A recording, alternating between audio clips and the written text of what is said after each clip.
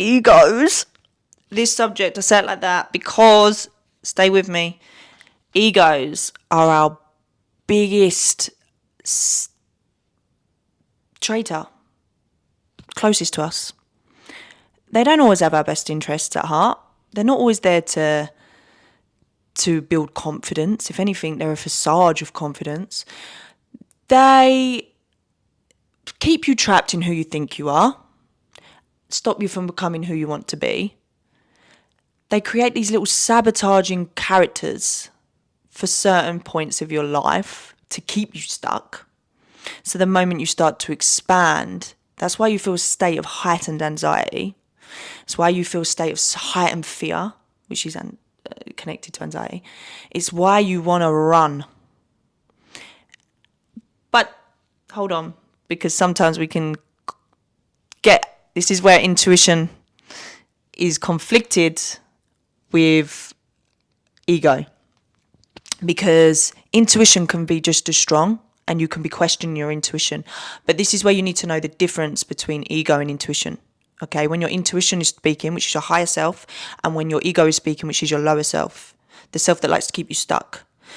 And I've done it in relationships time and time again, where my intuition has been loud, and I've confused it with anxiety and, I've got past trauma, so maybe I'm overreacting, or maybe I'm doing this, or maybe, and then you start to chip away at the boundaries that you've built in the version of yourself that you've worked so fucking hard to become.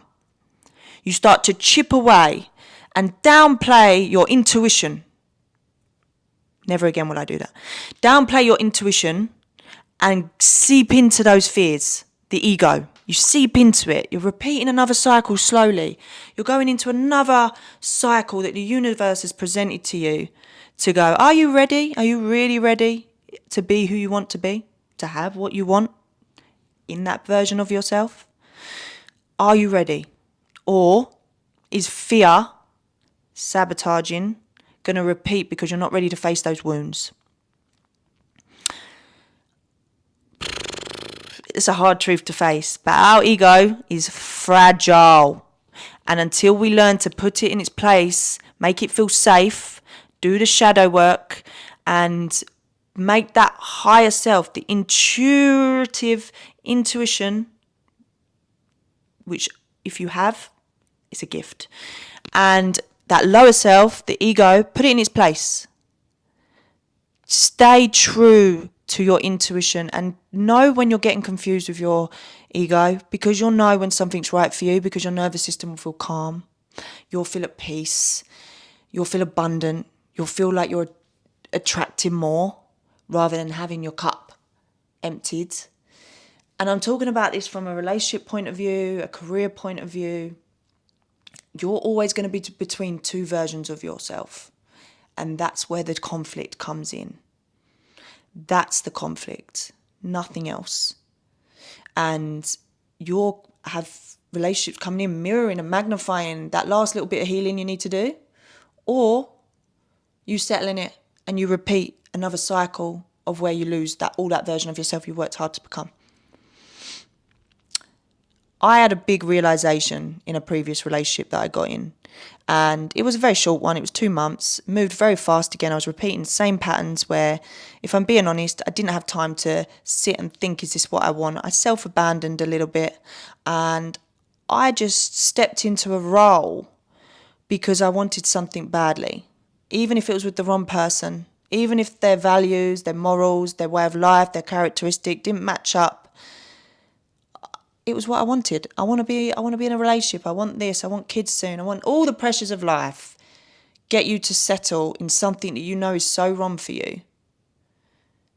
And then, because I'd normally stay in it for longer than I should, I was like, this isn't for me. What am I doing? What is it I want? And the moment I aligned with that truth, I had peace again. The anxiety went. The fear went. Because I aligned with my higher self and what it is I actually want. I didn't self-abandon. I chose me rather than worrying about hurting someone else. I chose what was right for me. And you know what?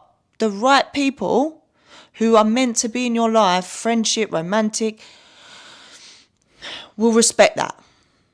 They'll respect those boundaries. They'll understand. They'll know that whatever you mirror in them, they'll turn and be like, actually, I didn't handle things right. There's things I need to work on.